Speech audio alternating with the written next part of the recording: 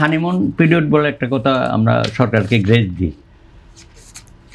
আমি বলবো এখানে একদিনের জন্য ক্ষমতা উপভোগ করার অবস্থা নাই, কারণ যেই অবস্থার মধ্যে আপনারা ক্ষমতাসীন হয়েছেন জনগণের ভোটে, আপনারা কিন্তু অনেক বিষয়ে আপনাদের সামনে কঠিন চ্যালেঞ্জ।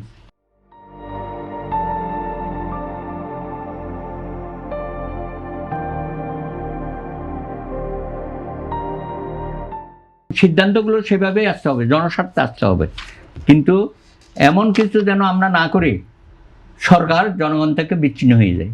এখন যারা মাঠে ময়দানে আছে সকল বিরোধী দল, জামাত ইসলামী আর এনসিপি, তারা তো এটাই চাচ্ছে, এই সরকারের বিরুদ্ধে পার্লামেন্ট এবং পার্লামেন্টের বাইরে যে বক্তব্যগুলো দিচ্ছে, আমি তো মনে করি এগুলো গ্রহণযোগ্য না।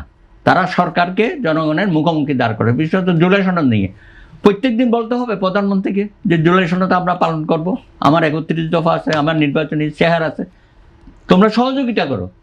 সেগুলো না করে তারা রাজপথকে উত্তপ্ত করতে, সরকারকে বেকায়দায় ফেলার জন্য।